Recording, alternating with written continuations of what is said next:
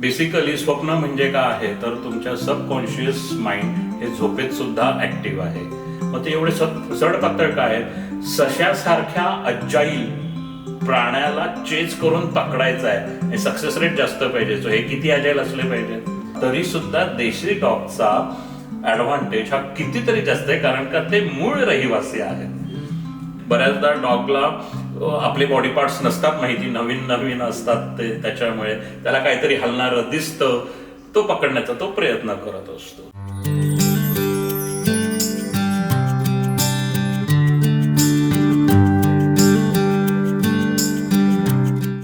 नमस्कार प्रेक्षको, आपलं स्वागत आहे स्वतःसाठी या आपल्या मराठी पॉडकास्टमध्ये. आणि आपण पाहत आहात स्वतःसाठी इनसाइड स्टोरीज. आज आपल्यासोबत आहे श्री विक्रांतजी देशमुख, पॉ कनेक्ट विथ विक्रांत याचे फाउंडर. तर चला सुरुवात करूया आपल्या या नव्या एपिसोडला. विक्रांतजी, आपलं स्वागत आहे. आज आपण पुन्हा नवीन 3 विषयांवर चर्चा करणार आहोत. पहिला विषय आहे do dogs dream inside the night world of the dogs. दुसरा आहे desi dogs desi pride, why Indian breeds matter more than ever. आणि आपला तिसरा विषय आहे वियर्ड डॉग हॅबिट्स एक्सप्लेन. तर विक्रांतजी, पहिल्या टॉपिकचा पहिला प्रश्न आपल्याला आहे की आपले जे डॉग्स आहेत ते खरंच स्वप्न बघतात का? म्हणजे खूपच इंटरेस्टिंग प्रश्न आहे हा. याविषयी आम्हाला माहिती सांगा. हो, नक्कीच. स्वप्न बघणं उघड्या डोळ्यांनी ही थोडी अवघड गोष्ट आहे, पण झोपेत स्वप्न बघणं ही खूप सुंदर गोष्ट आहे. बेसिकली स्वप्न म्हणजे काय आहे तर तुमच्या सबकॉन्शियस माइंड हे झोपेत सुद्धा ऍक्टिव्ह आहे. तिथेही तुमच्या डोक्यात विचार चाललेले आहेत, त्या विचारांचं चित्रांमध्ये रूपांतर सबकॉन्शियस माइंड करतं. ती मे बी कदाचित झालेली नसेल आयुष्यात ती गोष्ट, पण तुमचे इमॅजिनेशन सबकॉन्शियस माइंड अशा पद्धतीने काम करत असतं. तो स्वतःचे एक स्क्रिप्ट बनवतो, तो एक पर्टिक्युलर सीन क्रिएट करतो, मे बी त्याच्यात काही डायलॉग्स पण असू शकतात. आणि हे सगळं करत असताना डॉग त्याला रिॲक्ट डेफिनेटली करत असतो. जर ते घाबरणारं स्वप्न असेल तर डॉगची बॉडी लँग्वेज बदलते. जर ते हॅपी स्वप्न असेल, डॉगची झोपेत बॉडी लँग्वेज बदलते.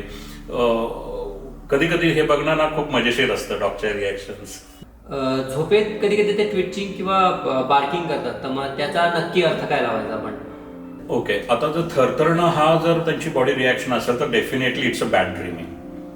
तो काहीतरी डेंजरस बघतोय, त्याला डेंजरस स्वप्न आलेलं आहे आणि हे भीतीचं एक प्रकारचं प्रतीक आहे ज्याच्यामुळे तो थरथरतो आहे. दुसरी गोष्ट आहे त्यांनी भुंकणं. सो परत एकदा स्वप्नामध्ये काय सीन चालू आहे त्याच्याबरोबर ते भुंकणं, जागरूकपणे तो जसं भुंकतो तसं नसतं. ते एकदम भुक भुक या टाईपमध्ये, असं प्रॉपर बार्किंग सारखं नसतं. त्यामुळे हे थोडं आयडेंटिफाय करणं थोडंसं चॅलेंजिंग आहे की तो ॲग्रेशननी भुंकतोय, तो एक्साइटमेंटनी भुंकतोय, कशासाठी तो भुंकतोय. पण basically something is going in is mind, जिथं तो त्याला कन्व्हर्सेशन होत आहे. माणसं झोपेत बोलतात, एक्झॅक्टली तसंच तो झोपेत भुंकतो. तिसरं अजून पळणं. सो पळणं once again mostly chasing games जे काही असतात, जर ते डॉगला आवडत असतील राईट, त्यांच्यामध्ये ना नॅचरली प्रे ड्राईव्ह असतो, शिकार करायची प्रवृत्ती असते आणि शिकारीच्या मागे पळायचं असतं. आणि पळाल्यानंतर अल्टिमेट त्यांना ती शिकार, एक अल्टिमेट रिवॉर्ड तो मिळालेला असतो. त्यामुळे चेझिंग हा डॉगचा दी मोस्ट फेवरेट गेम मानला जातो. जर तो झोपेमध्ये असा काही चेझिंग गेम खेळत असेल, मग तो बॉल बरोबर असेल किंवा एखाद्या शिकारला पकडण्यासाठी असेल, तो ह्या क्रिया करतात आणि तिथे नॅचरली त्याचे चारी पाय झोपेतल्या झोपेत हालायला लागतात. कधी कधी हे एक्स्ट्रीम लेवलला सुद्धा जातं. तो सबकॉन्शियस माइंड मधनं कॉन्शियस माइंड मध्ये येतो आणि उठून पळायला लागतो. त्यांच्या चांगल्या स्लीप हायजीनसाठी काय करावं, म्हणजे त्याविषयी पण आम्हाला माहिती सांगा प्लीज. सगळ्यात महत्वाचं आहे डाएट. सो कॉर्निवोरस या प्रजातीला जे जे necessary diet, basically nonveg based protein. So direct nonveg based protein हा त्यांना मिळाला पाहिजे. ते फक्त चिकन नाही तर हा मिक्स डाएट असला पाहिजे. थोडं प्रमाणात रेड मीट, थोडं प्रमाणात चिकन, काही प्रमाणात अंड, काही प्रमाणात मासे. काही डॉगला माशाची ॲलर्जी असते, त्याच्यामुळे you have to check it out कुठला फिश देताना. सो हे लिमिटेड सोर्समध्ये देणं, मग ज्या भाज्या डॉग्सला अलाउड आहेत त्या देणं, फ्रूट्स जे आहे ते त्याला देणं, हा डाएटचा खूप मोठा पार्ट आहे. कारण का हे फक्त शरीराला नाही, बुद्धी पण एक शरीराचा अवयव आहे, राईट. साऊंड स्लीप, चांगली झोप लागण्यासाठी तुमच्या बुद्धीला चांगलं खाद्य मिळणं गरजेचं आहे. दुसरी गोष्ट आहे व्यायाम. तुमच्याला व्यायाम मी जेव्हा केव्हा म्हणतो ना, तो फक्त शारीरिक नसतो, तो शारीरिक आणि मानसिक. माझ्यासाठी हा व्यायाम आहे, हे मिळणं खूप गरजेचं असतं. तुमच्या शरीराची बेसिकली तुमचं शरीर दररोज थकलं गेलं पाहिजे. तुम्ही दररोज मेंटल स्टिम्युलेशन तुम्हाला मिळालेलं पाहिजे.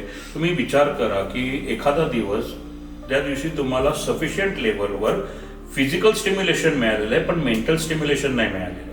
त्यावेळेला तुम्ही काय करता, घरी आल्यावर टीव्ही बघ, गाणी ऐक, पुस्तक वाच, जे काय तुमच्या हॉबीज असतील आपण त्या करतो. So basically mentally challenge, mental stimulation आपण देण्याचा प्रयत्न करतो. एखाद्या दिवशी कधी असं होतं की मेंटल स्टिम्युलेशन खूप मिळालंय पण फिजिकली काही दमलेलो नाही बाबा मी, मग आपण काय करतो, जेवल्यानंतर जरा फेरफटका मारून ये, चौकात जाऊन ये, या टाईपचं फॅमिली बरोबर एक नाईट वॉक घेतला, या गोष्टी करतो. जो बेसिकली शरीराला दमवण्याचा प्रयत्न करतो. पण आता हा दिवस एक आठवा जेव्हा तुम्हाला सफिशियंट लेवलवर फिजिकल आणि मेंटल दोन्ही स्टिम्युलेशन मिळालेले आहेत. घरी आल्यावर तुम्ही काय करता, जेवता आणि झोपता. कारण का शरीर आणि मन हे पूर्णपणे थकलेलं आहे, त्याला दुसऱ्या कशाची गरज नाही आहे.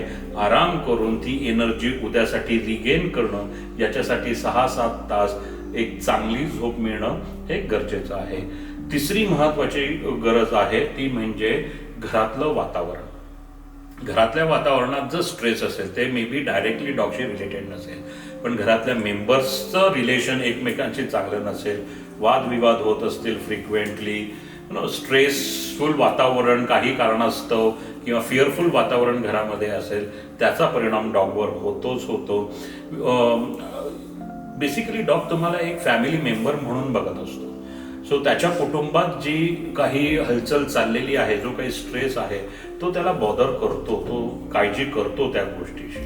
सो फॉर एक्झाम्पल, नवरा बायकोंचं भांडण रेग्युलरली होत आहे आणि घरात मुलं आहेत आणि मुलं बघतात की आई वडील माझे रोज भांडतायत, जसा त्यांच्यावर मानसिक ताण येतो, एक्झॅक्टली तसाच मानसिक ताण डॉग्सवर पण येतो. कारण का हे खूप कॉमन आहे की बाबा असा ताण राहिला, हे ऑक्सिटोसिन जर फॅमिलीमध्ये नसेल तर ती फॅमिली विखुरली जाणार आहे, ती फॅमिली राहू शकत नाहीये.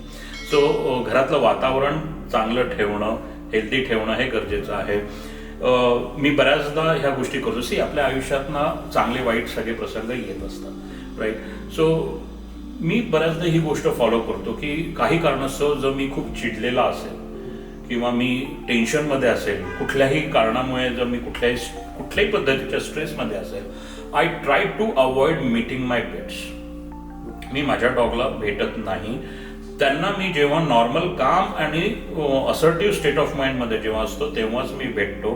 त्यावेळेला मग अशा वेळेला जेव्हा मी योग्य मानसिक स्थितीत नाही आहे, तेव्हा मी माझ्या मुलांना, बायकोला सांगतो, बाबा फिरून आणा, खायला प्यायला द्या, व्हॉट एव्हर इट इज. पण मी डॉगसमोर जात नाही, कारण का मी त्या पॅकचा लीडर आहे. त्या पॅकचा लीडर माझ्या डॉगनी कामनेस सोडून त्याच्या लीडरला बघितलंच गेलं नाही पाहिजे, otherwise it will give him a stress आणि त्याच्यामुळे त्याची ती रात्र मात्र खराब जाईल. सो ह्या काही काळजी आपण घेणं खूप गरजेचं गोष्टी आहेत. डॉग बरोबर खेळणं महत्वाचं आहे त्याच्या चांगल्या झोपेसाठी. सो ह्या एक 4-5 खूप बेसिक आणि महत्त्वाच्या गोष्टी आहेत. रुटीन फिक्स ठेवणं हे महत्त्वाचं आहे. सो त्याची झोपायची वेळ आणि त्याची झोपायची जागा ही फिक्स असणं गरजेचं आहे. त्याच्यामध्ये झालेला बदल सुद्धा डॉगला स्ट्रेस देतो आणि त्याचं झोप ही डिस्टर्ब झालेली असते. साधं सोपं त्याचा बेड जर तुम्ही बदललात, डॉगला झोप लागत नाही त्या रात्री. तो चेंज सुद्धा की माझा हा बेड नाहीये, may be Naveen better bed आणून दिलेला असेल तुम्ही कदाचित, पण त्याला आधीच्या बेडची सवय झालेली असते. आणि हे माणसांबरोबर पण सुद्धा होतं. आपल्याला एकाच बेडवर एकाच साईडला झोपायची सवय झालेली असते. आपण जर चुकून दुसऱ्या साईडला झोपलो ना, तर त्यावेळेला आपल्याला थोडंसं अनकम्फर्टेबल फील होतं. बेसिकली जेव्हा तुम्ही झोपता, तुम्ही अनकॉन्शियस माइंडमध्ये असता, त्यावेळेला तुम्ही you have to make sure की मी सर्वार्थाने शारीरिकदृष्ट्या आणि मानसिकदृष्ट्या सुरक्षित आहे, तेव्हाच तुम्हाला साऊंड स्लीप मिळू शकते. विक्रांतजी, आपण म्हणूयात पुढच्या टॉपिककडे. भारतीय जातीचे कुत्रे का महत्वाचे आहेत त्याविषयी आम्हाला सांगा. हो, नक्कीच. लक्षात घ्या, मी गेल्या काही एपिसोड्समध्ये मागच्या मी बोललेलो आहे की डॉग हा प्राणी माणसाने तयार केला एका स्पेसिफिक वातावरणात एक स्पेसिफिक काम करण्यासाठी. That's a skill labour. हे वातावरण हे खूप महत्वाची गोष्ट आहे, कारण का ते मशीन नाही आहे, ते ॲक्च्युली लिव्हिंग क्रिएचर आहे. सो वातावरणाचा आणि त्याच्या शारीरिक आणि मानसिक स्वास्थ्याचा डायरेक्ट संबंध येतो. त्यामुळे भारतासारख्या वातावरणात जी जन्माला आलेली ब्रीड आहे ती ह्या वातावरणासाठीच बनलेली ब्रीड आहे. जर तुम्ही भारतीय डॉग्स ब्रीड जेवढ्या बघितल्यात, मग तो राजापय्यम असेल, कारवा राऊंड असेल, मुधळ असेल, अजून बरेच आहेत आपल्याकडे, दे आर व्हेरी स्किनी. त्यातल्या त्यात राजापय्यम तर म्हणेल मी की हा बाबा तो आहे मस्क्युलर टाईप आहे, पण बाकीचे हे सगळे हाऊंड्स जे आहेत हे सगळे स्किनी, त्यांचे बरगड्या दिसतील म्हणजे मालक खायला घालतो की नाही अशा पद्धतीचे ते असतात, पण त्यांचं शारीरिक संरचनाच त्याची आहे. दुसरं तुम्ही बघाल हे सगळे जे आहेत त्यांचे नाक हे लांब आहेत, राईट. सो ते सडपातळ आहेत, त्यांचे नाक लांब आहे, त्यांचं स्कल ब्रॉड नाहीये, नॅरो आहे, राईट. आणि ते सगळे शॉर्ट कोट आहेत, एकाचाही त्याच्यामध्ये लॉंग कोट नाहीये, राईट. हे का बरं झालं? सो भारतातल्या वातावरणात योग्य पद्धतीने राहण्यासाठी झालेलं आहे. भारताचं वातावरण हे उष्णकटिबंधातलं वातावरण आहे. मग तिथे जर मी सायबेरियन हस्की सारखे केसाळ प्राणी जर मी जो सायबेरियाच्या -25 डिग्रीमध्ये बाहेर कामासाठी बनलेला आहे, त्याला जर मी इथं वापरत असेल आणि मग एसी लावत असेल आणि काम करत नसेल, तो खोलीत कोंडून राहिलेला आहे. एसीचं मिनिमम टेम्परेचर किती? 16 डिग्री. कुठं -25, कुठं 16 डिग्री. बघ, कामासाठी तुम्ही ठेवले त्याला खोलीमध्ये बंद करून. बाकी कोणी काही त्याच्यावर वाद घालत, एक सरळ साधी सोपी गोष्ट आहे, निसर्ग निर्मित ही संरचना झालेली आहे, राईट. सो भारतातलं वातावरण लक्षात घेता आपल्याला शॉर्ट कोट डॉग हे जास्त सूट होणारे आहेत. बरं, मग आता हे सडपातळ का बरं आहेत? किती खायला घाला? हे जाडजूड का बरं नाही होत? कारण का ते साईट हाऊंड्स आहेत. हाऊंड हा प्रकार म्हणजे काय आहे? एक प्रकारचे शिकारी कुत्रे. त्याच्यामध्ये 2 प्रकार आहेत. एक साईट हाऊंड ज्यांचे डोळे हे जास्त तीक्ष्ण आहेत वास घेण्याच्या क्षमतेपेक्षा, तो ते दुरून छोटासा ॲनिमल सुद्धा खूप स्पष्टपणे बघू शकतात, राईट.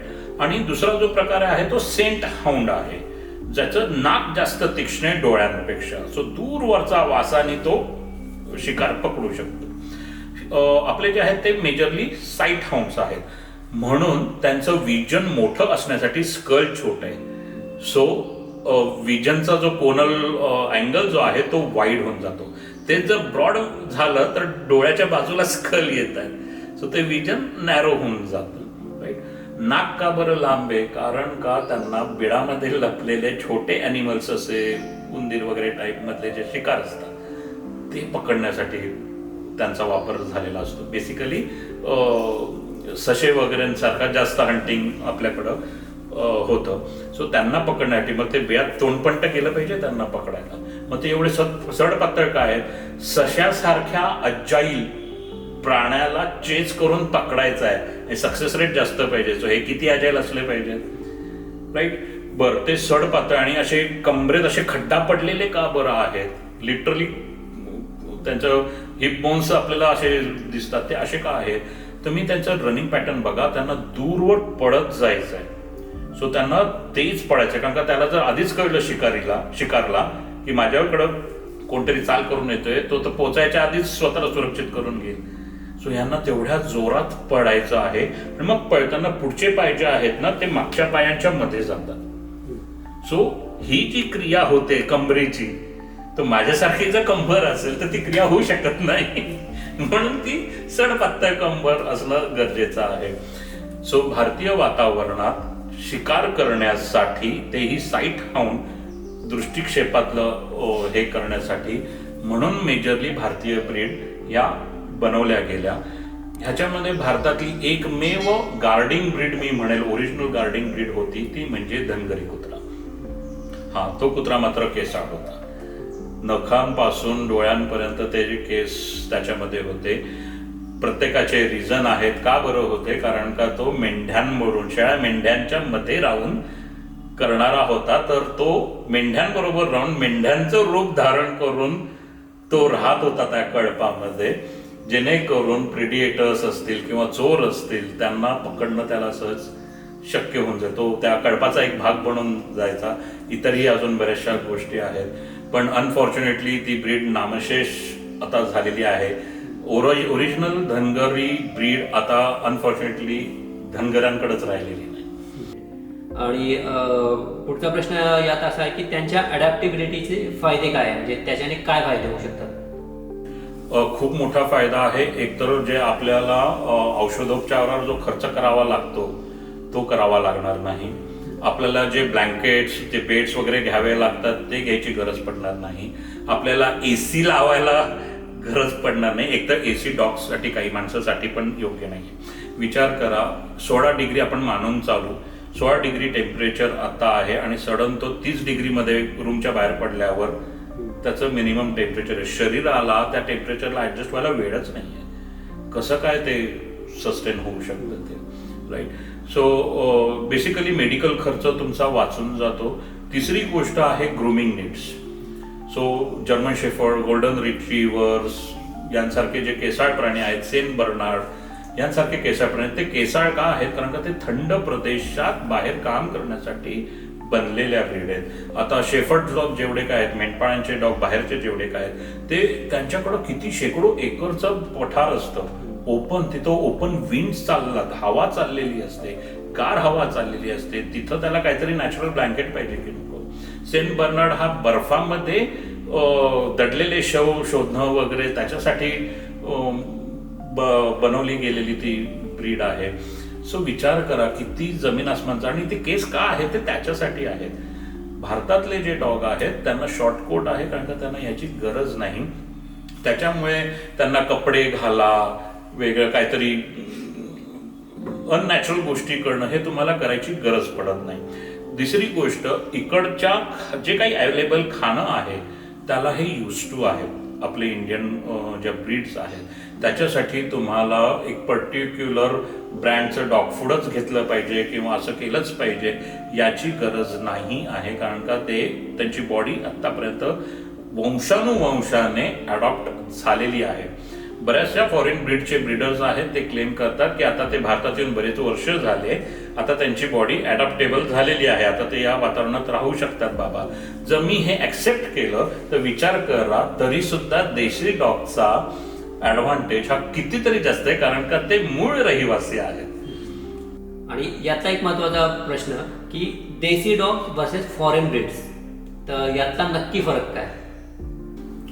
मेजर फरक तर तो वातावरणाशी अडॅप्टेबिलिटीसाठी जे त्या फिजिकल ट्रेट्स त्या ब्रीडचे झालेले आहेत, तोच हा मेजर फरक आहे जो मी मगाशी सांगितला. आता लॅब्राडॉर रिट्रीव्हर आपण एक्झाम्पल घेऊया.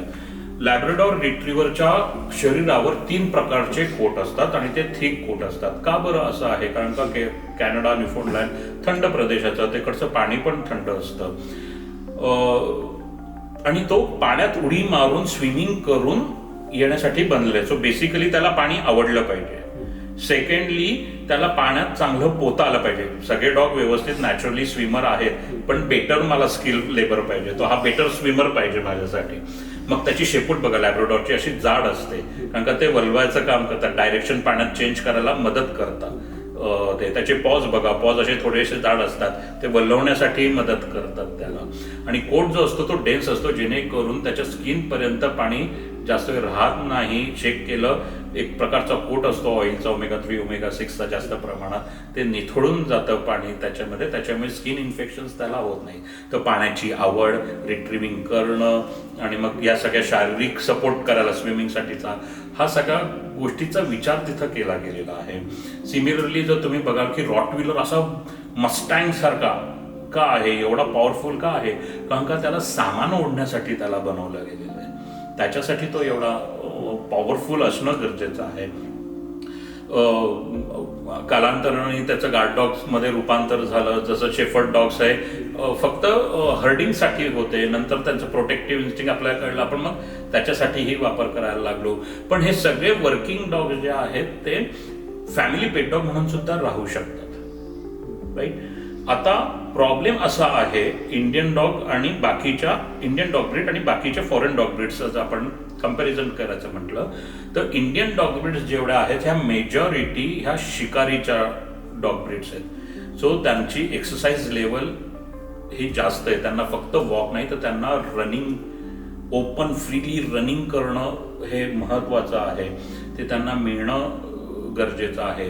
तेच आताचे जे लॅब्राडॉर्स आहेत किंवा इतर ब्रीड्स जे आहेत त्यांना नॉर्मल वॉक जो आहे 3-4 किलोमीटरचा 1 तासात सकाळ संध्याकाळ twice a day, that is good enough. त्यांना रनिंगची गरज पडत नाही कारण का त्यांचं कामाचं स्वरूप वेगळं आहे. यांचं कामाचं स्वरूप वेगळं आहे. तो बेसिक फरक त्यांच्यामध्ये येते आहे. दुसरी गोष्ट आहे की अटेन्शन स्पॅन. शिकारीचा कुत्रा हा मोर ऑफ इंडिव्हिज्युअल असतो. ऐन टायमाला त्याला स्वतःचे डिसिजन घ्यायचे असतात. तो कमांडवर नाही चालत. त्याला एकच कमांड, जा पकड. मग कसं पकडायचं, लेफ्ट टर्न घ्यायचा, राईट टर्न घ्यायचं, हे डिसिजन तो हाऊन करत असतो. शिकारीचा कुत्रा जो असतो. पण आता ज्या हर्डिंग ब्रीड्स आहेत फॉर एक्झाम्पल, राईट, त्यांना गाईड केलं जातं, त्यांना ट्रेन केलं जातं की तू लेफ्टला जा, आता तू राईटला जा. हे तो ट्रेनर किंवा हँडलर जे आहे त्याच्या डायरेक्शन्सवर ते हे करतात. ते स्वतः डिसिजन नाही घेत. सो ते त्यांना क्लू लागतो, त्या क्लूवर ते डिसिजन घेतात. सो हा एक मेजर डिफरन्स आहे इंडियन वर्किंग ब्रीड्स आणि फॉरेनच्या working breeds. Indian working breeds normal आणि फॉरेन नॉर्मल ब्रीड्स याच्यामध्ये त्यांच्या अपीअरन्सचा, कारण का त्या वातावरणात व्यवस्थित राहण्यासाठी जे लागतं, त्यांची कदकाठी, केस वगैरे, शरीराची संरचना त्यांची, ही सगळी त्या अनुषंगाने झालेली असते. सो मेजरली हेच मोठी डिफरन्सेस आहेत. विक्रांतजी, आपला या एपिसोडच्या शेवटच्या टॉपिक मधला मी तुम्हाला प्रश्न विचारेल की ग्रास एटिंग नक्की का करतात डॉग्स? म्हणजे आपण बऱ्याच वेळा बघतो की डॉग्स ग्रास खातात, तर मग त्याविषयी मला सांगाल का? Okay.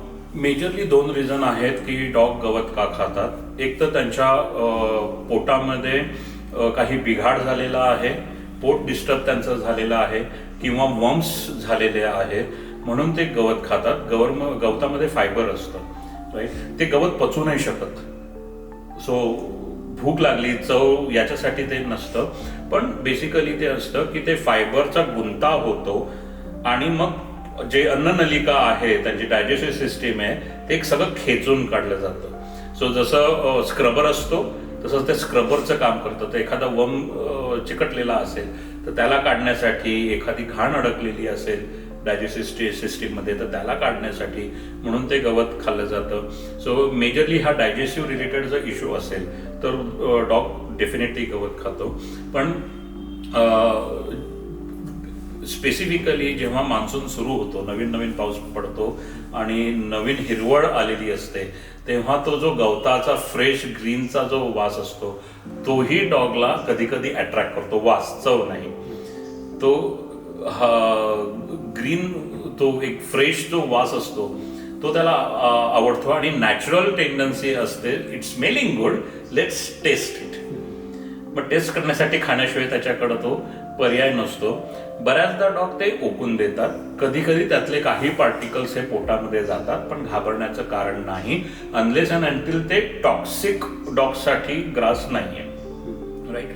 So these are the reasons की डॉग गवत खातो. पुढचा एक प्रश्न आहे की स्कूटिंग म्हणजे नक्की कोणती समस्या, त्याविषयी सांगा. ओके. स्कूटिंग ऍक्च्युली ही सिरियस गोष्ट आहे, पण ती दिसायला, डॉग जो बॉडी सिग्नल देतो ती थोडीशी आपल्याला फनी वाटते आणि सर्वसामान्य पेट पॅरेंट त्याचा खूप लाईटली घेतात. एक जोक म्हणून मजा उडवली जाते. स्कूटिंग हे बेसिकली डॉग्सला खूप लेवलवर वम्स झालेले असतील तर, त्याच्या युरिनल ट्रॅकला काही इन्फेक्शन झालं असेल तर, किंवा ॲनल ग्लँड्समध्ये इन्फेक्शन झालेलं असेल तर डॉग स्कूटिंग करतो. सो बेसिकली तो त्याचे बर्ड्स जो आहे ते जमिनीला घासत नेतो. सो बघताना आपल्याला ते थोडंसं फनी वाटतं, विचित्र काहीतरी वाटतं ते, पण हा खूप सिरियस फिजिकल प्रॉब्लेम आहे. काय होतं, वम्स असतात, ते खात असतात, त्यामुळे इंटरनल ते इचिंग डॉगला होत असतं. ते त्याला स्कूटिंग करायला, कारण का ते घासलं जातं त्याच्यामुळे त्याला थोडंसं सुदनिंग फिलिंग येतं, जसं खाजवल्यावर आपल्याला होतं तसं. सिमिलरली युरिनल ट्रॅक इन्फेक्शन किंवा ॲनल ग्लँड्समध्ये जर इन्फेक्शन असेल तर त्याच्यामुळे घासल्यामुळे त्यांना परत एकदा ते खाजवल्यासारखं त्यांना एक प्रकारचं सॅटिस्फॅक्शन मिळतं, बट इट्स व्हेरी रिस्की, कारण का त्याच्यामुळे ॲक्च्युली मातीतले गवतातले जे वर्म्स असतात किंवा जे विषाणू असतात, बॅक्टेरियाज असतात, ते डायरेक्ट शरीरात प्रवेश करण्याची शक्यता असते आणि त्याने इन्फेक्शन हे अजून वाढण्याची शक्यता असते. इमिडिएटली यू शुड विजिट वेटरनरियन आणि अप्रोप्रिएट मेडिकल ट्रीटमेंट या स्कूटिंगसाठी घेणं खूप गरजेचे आहे. विक्रांतजी, पुढचा प्रश्न असा आहे की एअर बायटिंग म्हणा किंवा शॅडो चेसिंग म्हणजे हे एन्झायटीचं लक्षण आहे का? नाही, एअर बायटिंग किंवा शॅडो चेसिंग ही अँझायटी नाही आहे. एअर बायटिंग 2 प्रकार असतात बेसिकली. डॉगला जर एखाद्या सेंट पार्टिकलचा अजून जास्त चांगल्या पद्धतीने वास घ्यायचा असेल तो त्याचं तोंड ओपन करतो, पण हवेमुळे ते ड्राय होतं म्हणून तो उघडजा, पण त्या स्मॉल फ्रॅक्शन ऑफ सेकंडसाठी तो ते सेंट पार्टिकलचा बेटर ग्लान्स ज्या तोंडामध्ये त्याच्या असतात तो त्याला बेटर अनालिसिस करू शकतो, बेटर अंडरस्टँडिंग त्या स्मेलबद्दल त्याला मिळतं. म्हणून असतं बऱ्याचदा आपण हे बघाल, जर कारमध्ये डॉग बसलेला असेल तर तो खिडकीच्या बाहेर तोंड काढून ना हे प्रकारचं बिहेवियर तो बऱ्याचदा तो करतो, कारण खूप सारे वास असतात, त्यातनं त्याला अनालाइज करायचं असतं आणि मग फक्त एक नोजवर काम करणं हे त्याच्यासाठी अवघड असतं. प्लस नोज हे खूप सेन्सिटिव्ह असतं, डॉगचं ओलं असतं, हवा लागल्यामुळे ते ड्राय होतं आणि इरिटेशन त्याला, म्हणजे हवा सोडा ती साधी फुंकर मारली तरी डॉगला इरिटेशन होतं त्याच्या नाकावर जर फुंकर मारली. सो म्हणून मग तो अल्टरनेटिव्ह पर्याय शोधतो तोंड उघडून त्याचा सेंट पार्टिकलचा ट्रॅक घेण्यासाठी. शॅडो चेजिंग कुठलंही आहे ना, तो डॉगचा प्रे ड्राईव्ह जागृत करणारी गोष्ट आहे. मग ते शॅडो असेल, ते लेझर लाईट असेल, एखादी फास्ट मुवमेंट असेल, हा मेजरली प्रे ड्राईव्ह, शिकार करायची त्यांची जेनेटिकल नॅचरल जी प्रोसेस आहे, एखादी फास्ट मुव्हिंग गोष्ट त्याला पकडणं ही गोष्ट असते. शॅडो चेजिंग थोडंसं फनी असतं, कारण का डॉग ना कन्फ्युज होऊन जातो, हाताला लागत नाही, दिसते पण हाताला लागत नाही. सो तो एक फन पार्ट आहे, नॅचरल गोष्ट आहे, पण अँझायटीचा याच्याशी रिलेटेड नाही. बेसिकली व्हेन यू आर अँशियस, तुमच्या ना ऍक्टिव्हिटी ह्या नसतात, तुमच्या ऍक्टिव्हिटी मेजरली फाईट किंवा फ्लाईट ह्या असतात. एक तर तुम्ही अग्रेसिव्हली डिफेंड करायला जाता किंवा तुम्ही त्या सिच्युएशन पासून पळण्याचा प्रयत्न करत असता.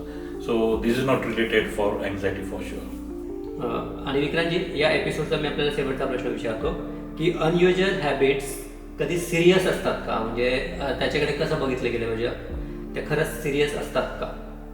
हो, बऱ्याचदा त्या सिरियस असतात. बेसिकली त्यांच्या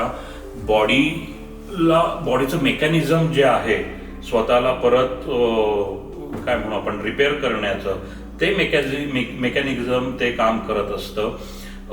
नैसर्गिक दृष्ट्या तुम्ही बघाल की औषध पाणी वगैरे ह्या मेडिकल ज्या गोष्टी आहेत, ह्या नैसर्गिक दृष्ट्या त्यांना माहिती म्हणजे अवेलेबल नाही, ज्या पद्धतीने आता ह्युमन वर्ल्डमध्ये हेल्थ इंडस्ट्री आहे तशी. पण समहाऊ त्यांच्यामध्ये एक नॅचरल इन्स्टिंक्ट असतं की आसपास माझ्याकडे ज्या निसर्गाने उपलब्ध करून दिलेल्या गोष्टी आहेत त्याचा वापर मी माझ्या बॉडी रिपेअरिंगसाठी कसा करू शकतो. आता जर तो पेट असेल तर बट ऑब्वियस तो तुमच्यावर अवलंबून आहे आणि निसर्गाची ती सर्व साधनं त्याच्याकडे नाहीत, तो शिकायचा त्याला चान्स मिळालेला नाही. एका आईच्या पोटातून कोणी शिकत नाही, पण ते ऑब्झर्वेशन लर्निंगने शिकत असतात की पोट दुखत असेल तर कुठलं गवत खायचं, काय करायचं, एक समथिंग त्यांच्या फॅमिलीमध्ये ते शिकवलं गेलेलं असतं. पण जेव्हा तो ह्युमन फॅमिलीमध्ये राहतो तेव्हा त्याच्याकडे ना ती साधनं आहेत ना ते कोणी त्याला शिकवलेलं आहे, तर तो पूर्णपणे तुमच्यावर अवलंबून आहे. जेव्हा केव्हा तुम्ही अशा काही पद्धतीचे बिहेवियर बघाल, मग ते एक्सेसिव्ह स्क्रॅचिंग असेल, स्वतःची टेल पकडणं, that is also very weird. हे डॉग स्वतःची शेपूट पकडतो आणि जो तो खूप सिरियस लेवलचा असेल ना तर ते गोल गोल फिरून तो चक्कर येऊन पडतो, या लेवलपर्यंत तो जातो. This is because of genetical default. So हा खूप मोठा सिव्हिअर जेनेटिकल डिफॉल्ट आहे. रेग्युलरली रिपीटेडली होत असेल तर वन्स इन अ वाईल केलं तर घाबरायचं काही कारण नाही आहे. बऱ्याचदा डॉगला आपले बॉडी पार्ट्स नसतात माहिती, नवीन नवीन असतात ते, त्याच्यामुळे त्याला काहीतरी हलणारं दिसतं, तो पकडण्याचा तो प्रयत्न करत असतो. हां, पण हे फ्रिक्वेंटली होत असेल, त्याची इंटेन्सिटी जास्त होत असेल तर definitely you should visit vet. धन्यवाद विक्रांतजी. आपण या वेगवेगळ्या खूपच महत्त्वाच्या अशा टॉपिक्सवर इतकी सुंदर माहिती दिली. म्हणजे असं म्हणायला काही हरकत नाही की ज्या आपल्या प्रेक्षकांना शंका असतात त्यांचं समाधान तुम्ही केलं. तर प्रेक्षक हो, कसा वाटला आपल्याला आजचा हा एपिसोड आम्हाला नक्की कळवा. लाईक करा, सबस्क्राईब करा आणि शेअर करायला विसरू नका. पाहत रहा स्वतःसाठी आपलं मराठी पॉडकास्ट. लवकरच भेटूयात नवीन एपिसोडमध्ये. धन्यवाद.